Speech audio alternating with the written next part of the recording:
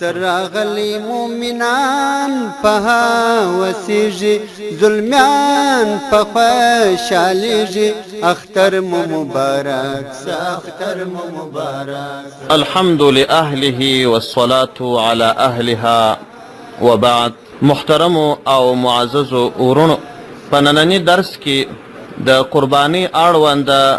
ځینې احکام بیانوو چې په هغه کې به پر دې مسایلو بحث وکړو چې پر کوم حیوان باندې قرباني غوره ده، د څنګه حیوان قرباني وسی، یعنی په لوی اختر کې څنګه حیوان اختری یا قرباني کړل سي، کم عیبونه چې پکښې وي اختری نه ورباندې کیږي، پر کم حیوان کیږي او پر کم حیوان نه کیږي. اصلا کچیرې یو سړی یو پسه یا بزه یوازې د ځان دپاره اختری کې د هغه شراکت تر اختري چې اووه نفره په یوه غوایي یا په یوه اوښ شریک وي ښه ده. البته که چیرې دغه یوازې اختری چې دی کوي دغه پسه یا دغه بزه دا تر هغه شراکت تر هغې باب کمزورې و غوښې یې لږ وې ورباندې بېکاره وې، نو بیا هغه د شراکت اختری ورباندې ښه دی، ځکه په هغه کې خو نو صدقه زیاته راځي او غوښې یې ښې دي، خیرات یې زیات راځي، ثواب څخه زیات برخمن کېږي. او نارینه پسه یعنې نر حیوان دا تر ښځینه حیوان ښه دی، او خسي حیوان دا تر هغه ښه دی چې خسي نه وي. البته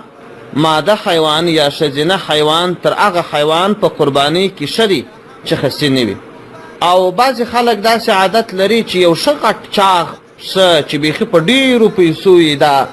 اختری کوي،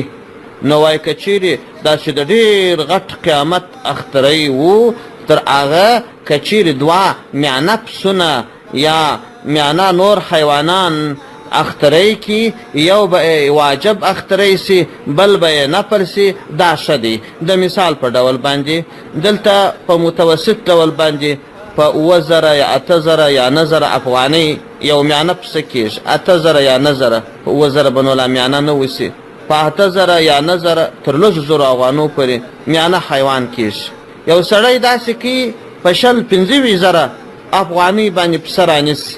وای دا زما شوق دی ډېر ثواب ګټم، وای تر هغه دغه چې دوه پسونه میانه العل کې اختری کې دا بهتره ده. دغه مسله را نقل کړې ده قاضي خان علی هامیش فتاوی هندیه جلد 3 صفحه 349. او که څوک ځنګلي حیوان حلالوي لکه هوسۍ، زرافه او داسې نور، دغسې حیوان باندې قرباني نه ده سي. او په میانه پسو کې په میانه حیوانانو کې نو بیا چې ښه قیامت والا حیوان وي دا ښه دی تر هغه ډنګر او تر هغه کمزوري. البته که څوک ویی حلالي 7 نفره ورباندې شریک کېدای سي، که څوک اوښ حلالي 7 نفره ورباندې شریک کېدای سي. د شراکت مسایل به انشاءالله په بل درس کې وي. خو که څوک د ګامې شي قرباني کوي ام صحیح، د آس قرباني نه ده صحیح، د اوښ قرباني صحیح ده، د غوایي قرباني صحیح ده. کوم حیوان چې شیدې لرونکی وي یعنې شیدې کوونکی حیوان وي نو د شیدې کولو په موده کې دغه حیوان قرباني جایز او روا ده. البته دا مسله هم یاد ساتل پکار دی چې په قرباني کې څومره قدر عمر پکار دی. د غوا، غوایي او ګامیش عمر باید لږ تر لږه 2 کاله وي، د اوښ یا اوښ عمر باید لږ تر لږه 5 کاله وي، او د نورو حیواناتو عمر باید لږ تر لږه 1 کال وي. البته د پسه یا میږي عمر که در کال کم و خو هغه دومره چاغ او تازه و چې که هغه د 1 کال د حیوانانو په ډله کې پرېښودل سي نو فرق یې نسي کېدلی. نو د داسې پسه یا میږي قرباني هم صحیح ده په دې شرط چې تر 6 میاشتو نو نه یې کم. او کوم سیرلی چې وي د هغه عمر به خامخا 1 کال وي، تر 1 کال چې کم وي د هغه قرباني صحیح نه ده. او بله مسله دا ده که څوک د قربانۍ لپاره کوم حیوان واخلي او بیا هغه حیوان بچی وزېږي نو هغه دې قرباني کي او د دې بچي له غوښې سره دې هغه کړنلاره ترسره کي کوم چې د قربانۍ د غوښو سره ده. ځینې وختونه سیرلی د 1 کال سي یا غویی د 2 کالو سي خو غاښونه یې ښکاره نه سي، نو که د دغه حیوان عمر په پوروالي اطمینان قرباني جایز ده، روا ده، د غاښو راتلو او نور راتلو ته اعتبار نسته او د کوم حیوان عمر د لوی اختر په ورځ پوره سي د هغه حیوان قرباني صحیح ده خو بیا هم غوره دا ده بهتره دا ده چې د هغه پر ځای بل حیوان قرباني کړل سي احتیاطا د کوم غوایي یا غوا یا ګامیش عمر چې تر 2 کالو 1 ورځ او یا 2 ورځې کم وي د هغه قرباني نه صحیح کېږي کوم ډول پسونه یعنی پسه یا میږ چې د لم پر ځای لکۍ لري د هغه په اړه بهتره خبره دا ده چې د پوره 1 کال او یا زیات عمر درلرونکي وي موږ خو وویله چې پسه که تر کال کم وي تر 6 میاشتې زیات وي چې تر و تازه وي صحیح ده خو ځینې پسونه په ځینو سیمو کې خصوصا په افریقایي هیوادو کې دلته به هم حتما وي سم دم لکه بزه داسې لکۍ لري هېڅ لم نه لري د دغسې پسو په اړه باندې هم وایي ښه دا ده چې د 1 کال او یا زیات عمر درلودونکي حیوان قرباني سي البته که تر 1 کال عمر ولري تر 1 کال کم عمر ولري خو د 1 کال د پسه په شان معلومیږي خو بیا هم قرباني جواز لري خو افضله هغه ده او که کوم حیوان چې عمر یې پوره وي خو کم عمره معلومیږي ډنګر وي عمر یې یقیني پوره وي قرباني یې صحیح ده د 1 کال پسه دی مګر داسې معلومیږي لکه د 5 میاشتو یا تر 1 کال زیات سیرلی دی مګر داسې معلومیږي لکه د 5 میاشتو خو عمر یې یقیني پوره دی اختره یې صحیح دی که د کوم حیوان عمر پوره ښکاره کېدی خو یقیني دا وه چې عمر یې پوره نه دی نو قرباني یې جواز نه لري مثلا پسه یې تر 6 میاشتو کم وي ډېر غټ وي بیا هم قرباني نه دروه سیرلی وي ډېر غټ وي مګر عمر یې تر کال کم وي قرباني یې نه دروه او بله مسله دا ده چې ځینې عیبونه دي چې د هغو په وجه باندې قرباني نه صحیح کېږي هغه عیبونه هم پیژندل پکار دي کوم حیوان چې په یوه پښه په داسې ډول ګوډ وي چې پر هغه پښه تګ نسي کولی یوازې پر 2 پښو تګ کوي نو د دغه ډول حیوان قرباني صحیح نه ده البته که دغه حیوان همدا ګوډه پښه پر مځکه ایږدي او تګ په کوي نو بیا قرباني صحیح ده که څه ګوډ ګوډ پر سي د کوم حیوان چې پیدایشي او خلقتن ښکر نه وي د هغه قرباني صحیح ده هېڅ پروا نه کوي چې ښکر نه لري د کوم حیوان چې د ښکر نیمه او یا زیات تر نیمایي مثلا 3مه برخه د ښکر ماته سوي وي د هغه قرباني صحیح ده البته که یې ښکر له بیخه مات سوی وي نو قرباني یې صحیح نه ده په کوم حیوان کې چې د نر او ښځې دواړې علامې موجودې وي یا په بل اصطلاح باندې نرښځی یا خنثی او یا دواړه علامې پکښې موجودې نه وي نو دغه حیوان ته خنثی یا نرښځی ویل کېږي قرباني یې صحیح ده او کوم حیوان چې دومره چاغ وي چې د خپل چاغښت له وجې څخه تګ نسي کولی نو د دغه حیوان دا چاغښت د عیب نه بلل کېږي قرباني یې صحیح ده بلکې بهتره لا ده که څه هم دومره چاغ وي چې بیخي د قربانۍ تر ځایه نسي تللی د کوم حیوان غوږ چې نور سالم وي یو څه برخه یې پرې سوې او یا څیرې وي د هغه حیوان قرباني صحیح ده د کوم حیوان د غوږ چې څه برخه نه وي مثلا ثلث یا 3مه برخه یا د 3مې برخې څخه کم پرې سوی وي نو د دغه حیوان قرباني جایز او روا ده البته د کوم حیوان چې غوږ تر 3مې برخې زیات پرې سوی وي یعنې تر 3مې زیاته برخه یې کاټ سوی وي نو د دغه حیوان که میږ وي که پسه وي که بوزه وي قرباني یې نه ده صحیح او که د میږې یا بوزې یو تی خلقتن نه او یا د څه افت له کبله ختم سوی و نو قرباني یې نه ده صحیح همدارنګه که د غوا یا ګامیشي یا اوښي 2 تینه وه او یا د څه افت په وجه باندې له منځه تللي وه قرباني یې نه ده صحیح د کوم حیوان چې خلقتن لم او یا لکۍ نه وي او یا د څه افت په وجه باندې لم یا لکۍ تر 3مې برخې زیاته له منځه تللي وي نو د دغه حیوان قرباني نه ده صحیح او د کوم حیوان چې غوږونه خلقتن نه وي قرباني یې نه ده صحیح همدارنګه د هغه حیوان قرباني هم صحیح نه ده چې یو او یا 2 غوږونه یې پوره ورسره پرې سوي وي او که د کوم حیوان چې غوږونه وي خو خلقتن یا پیدایشي غوږونه ډېر کوچني وي نو د داسې حیوان قرباني صحیح ده د ړانده حیوان قرباني نه ده صحیح که څه په یوه سترګه ړوند وي کوم حیوان چې 1 یا 2 سترګې یې وي خو دید یې کم وي نو د داسې حیوان که چیرې د سترګو د دید 3مه برخه څخه زیات تللی و نو قرباني نه ده صحیح البته د سترګو دید وایي داسې معلومېدلی سي چې جوړ حیوان ته واښه ونیسي چې هغه ولیدله په دغه مسافت کې حیوان لیدل کولی شي، بیا به دغه ناجوړه حیوان چې د سترګو دید کم وي دې ته به یې ونیسي، خو نو دی په هغه اندازه دید نسي کولی، کرار کرار به ورته رانږدې کوي چې هر کله یې ولیدل هغه اندازه دې وګوري چې د هغه جوړ حیوان درېیمه برخه ده که زیاته ده.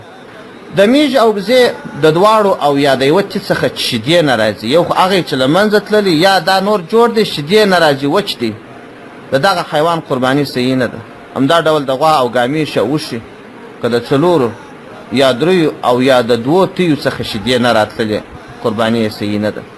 هغه حیوان چې پزه یې پرې وي د هغه قرباني صحیح نه ده. او د کوم حیوان چې د علاج له وجې څخه شیدې له منځه تللي وي د هغه حیوان قرباني هم صحیح نه ده. د کوم حیوان چې غاښونه نه وي د هغه قرباني نه صحیح کېږي، همدارنګه که اکثره غاښونه نه وه هغه قرباني هم نه صحیح کېږي. البته که دومره غاښونه پاته وه چې خوراک یې پکولی سوی بیا یې قرباني صحیح ده. د کوم حیوان چې د تویو سرونه یې پرې سوي او یا وچ سوي وي قرباني یې صحیح نه ده. کوم حیوان چې چپ سترګې وي یعنې چپک وي د هغه قرباني صحیح ده. او که کم حیوان سکوستی وي قرباني صحیح ده. کوم حیوان چې یوازې مردار شیان خوري او بل شی نه خوري قرباني یې صحیح ده. البته که اوښ و نو 24 ورځې دې وتړل سي، او غویی و 20 ورځې، او که پسه یا بوزه وي 10 ورځې دې وتړل سي. هغه حیوان چې وچ وي یعنې بچی نه زیږوي قرباني یې جایز ده، لکه څنګه چې د خسي حیوان قرباني عیب نه وه همدارنګه د وچې حیوان قرباني هم عیب نه ده. کوم حیوان چې په پوره ډول کوڼ وي یا په غوږو کې کوڼوالی غالب وي د هغه قرباني صحیح نه ده.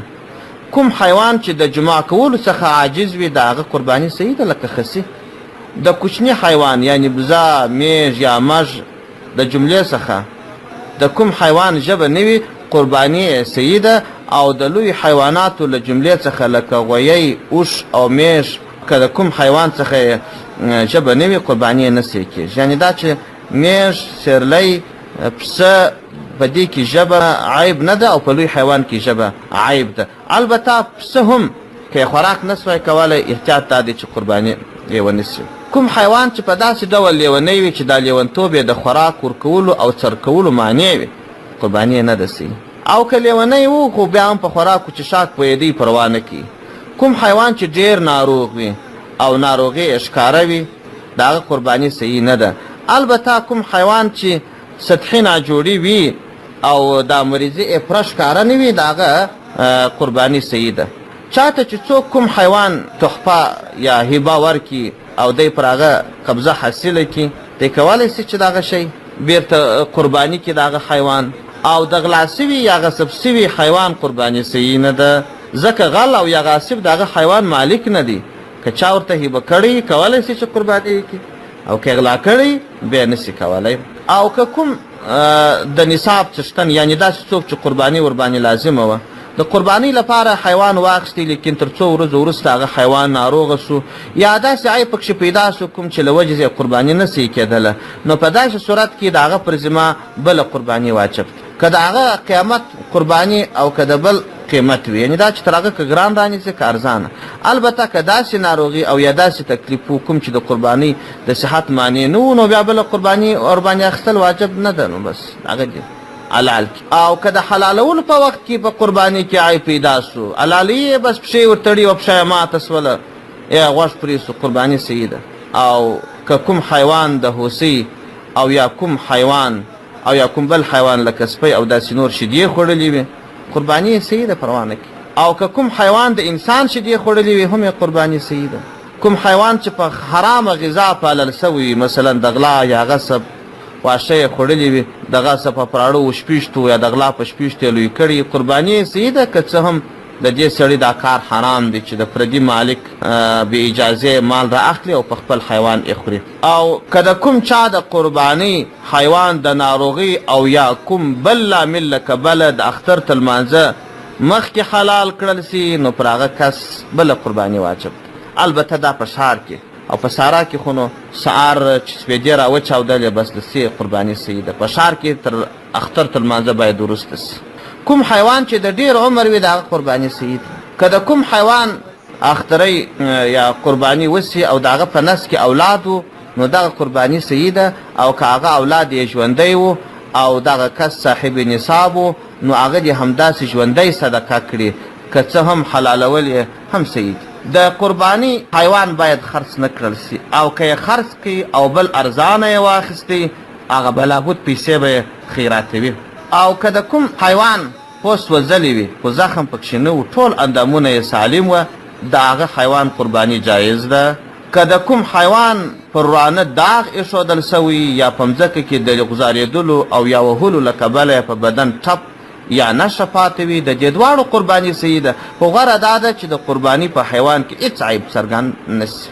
د دانو لرونکي چې دانې ورباندې راختلي د دې قرباني هم صحیح ده. او د هغه حیوان قرباني صحیح نه ده کوم چې د کمزوري او ډنګروالي له کماله په اډو کې ماغزه وچ سوی وي او د قربانۍ تر ځایه په خپله نسي تللی. البته که دومره ډنګر نه و تللی سوای د قربانۍ تر ځایه بیا یې قرباني صحیح ده. ځینې کسان د حیوان تر حلالولو مخکې دغه حیوان په دوا او یا بل شي سره بېهوشه کړي، وروسته یې حلالوي تر څو حیوان د ډېره تکلیفه څخه وساتل سي. خو د دوی دغه فعل ناجایز دی، باید ځان ځینې وژغورل سي، ځکه چې دا کار د هغه مقصودي شارع چې هغه د وینې پوره خارجېدل دي د هغه خلاف دي. که د مرغومې یعنې سیرلي د هوسۍ او یا بوزې له یو ځای کېدو څخه پیدا سوی وي، یعنې دا چې د هوسۍ او بوزې د ګډ نسله څخه یو حیوان پیدا سوی، دا بچی د مور حکم لري او مور یې بوزه ده، نو قرباني ورباندې صحیح ده. دا هغه مسائل وي چې د حیوان اړوند ده چې پر کوم حیوان قرباني صحیح ده او که پر کوم حیوان قرباني صحیح نه ده. انشاءالله په بل درس کې به دا مسائل تر بحث لاندې ونیسو چې په شراکت کې څو نفره دي په یوه حیوان کې شریکان کېږي باید څنګه وکړي. هغه مسائل به په بل درس کې تر بحث لاندې ونیسو. او په دغه مسایلو کې هم که چیرې کومه مسله پاته سوي هغه کولی سي چې خپله استفتاء د واتساپ د لارې د خادم د نمبره څخه راواستئ او انشاءالله بیا به جواب ورته ولیږو. والسلام علیکم ورحمة الله وبركاته، وصلى الله تعالى على خير خلقه محمد وآله وأصحابه أجمعين. اختر راغلی مومنان په وسیږي، ظلمیان په خوشحالیږي. اختر مو مبارک سه، اختر مو مبارک سه. اختر راغلی مومنان په وسیږي، ظلمیان په خوشحالیږي. اختر مو مبارک